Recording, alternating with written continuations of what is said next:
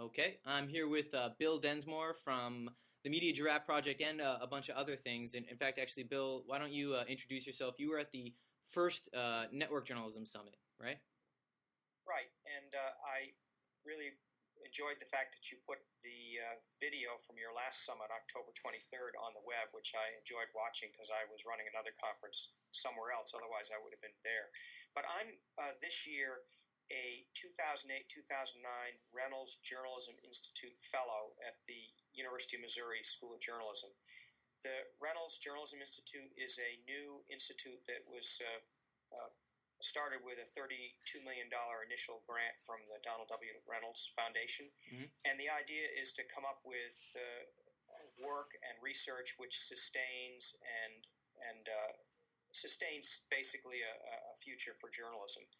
What I agreed to come work on here is something called the Information Valet Project. What we want to do is bring together a consortium of publishers and information industry companies to form a cooperative or a collaborative that will build a shared user network for internet information commerce so that a consumer can have an account at one Information Valet and be able to get compensated for looking at advertising or pay a subscription or a fee of some sort for specialized services. And also, and most importantly maybe, be able to rest their demographic information, their personal preference information with a single website that they really trust, and be able to choose among many websites on the web to have that relationship, that special delay relationship. And I think it's particularly suited for the newspaper industry. You know what? The point that Tom Epsilon made, I think, at your CUNY summit is that a network is a really hard thing to get started because it has no value when there's one person, and it has enormous value as it gets larger and larger. But what he pointed out is that the newspaper industry in the United States has something that could give it the potential to get a network going from scratch, and that is valuable content. And that's really what underlies what we hope to be able to talk about on December 3rd through 5th here in Columbia, Missouri, when we convene a strategic collaborative of publishers, we hope, and other interested technology and information industry folks and privacy folks to talk about what would be the marketing, what would be the technology, what would be the content, what would be the advertising, what would be the privacy protection aspects of a shared user network, and can we get that launched by forming a nonprofit collaborative to do it. We'll have lawyers here who are specifically expert at this kind of thing. One of the lawyers started the Bluetooth Association. Another one of the lawyers is involved in the Online News Association and also helped with the New Century Network, which was an effort by the newspaper industry in the mid-'90s to get a collaborative network going, which never got off the ground. So essentially, you're looking at the revenue problem and advertising, how you can get sort of more, I guess, dollar per click, something like that. Right. The core problem that newspaper companies, and I like to call them news companies now to kind of de-emphasize paper, because paper is the delivery product rather than the underlying service. Newspapers have a problem in the advertising on the web is not being sold at CPMs that's sufficient to support the kind of journalism that we'd all like to see ideally in a participatory democracy. And so one solution is to try and figure out a way to get advertising more targeted, more personalized, more what the individual consumer wants, to know more about the consumer, so that in theory advertisers will pay more for that consumer who's just at the point of buying or is really in sync with what it is that the vendor is selling.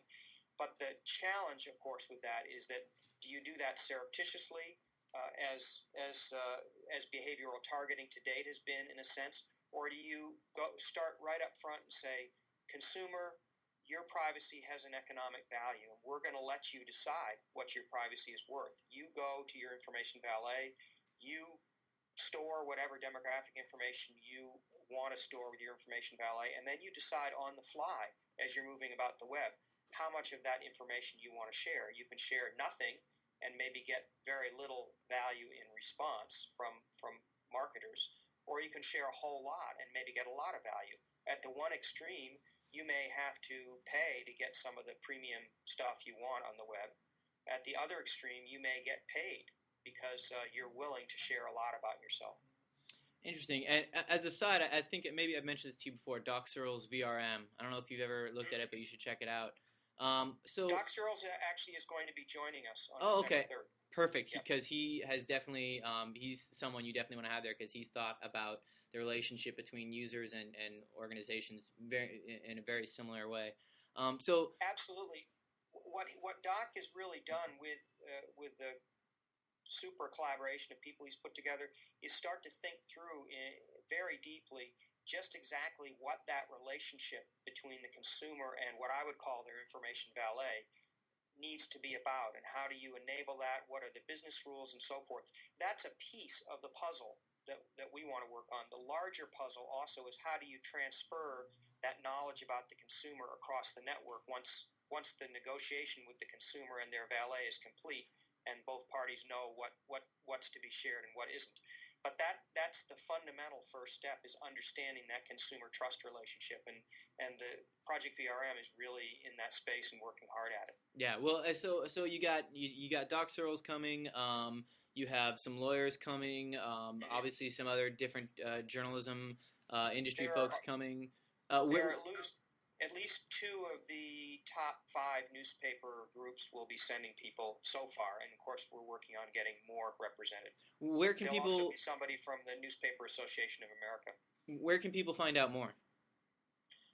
www.ivpblueprint.org. Okay. For Information Valet Project Blueprint.org. And so here's the final sort of question or pink elephant in the room. So let's say the event goes great. Doc Searls, lawyers, industry professionals come. What do you think would be your next step? The next step is to actually form the corporate entity that will develop and either operate or license the operation of the Information Valet service.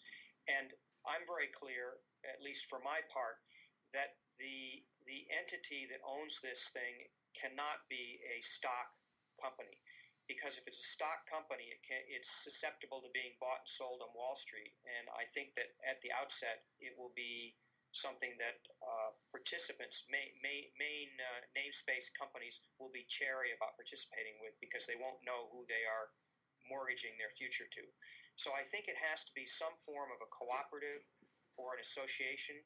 The 2 models that come to mind, among many, I guess, are the way the Visa International Service Association used to be organized, although it isn't anymore because it went public, and possibly taking a look at the way the Associated Press was formed as a co-op in the state of New York. There are other models to look at. There are many very successful cooperative banks around the United States. There's True Value Hardware is actually a cooperative among its member hardware stores around the country. So there's lots of ways of constructing an entity that can be well managed and stable and revenue making, turning a surplus, but which is not a company that has stock that can be bought and sold in such a way that a player that we might not want to have owning the transaction space would suddenly be in control of it. Okay, well, it sounds like an interesting project, and we'll be keeping an eye on it. And thank you very much for your time, letting everybody know what you're up to. And any last words? Well, just that I appreciate what you're doing with these little talk sessions with participants in what you and Jeff Jarvis are doing, and I appreciate it. Thanks. No problem. You have a good one, okay, Bill? Mm-hmm.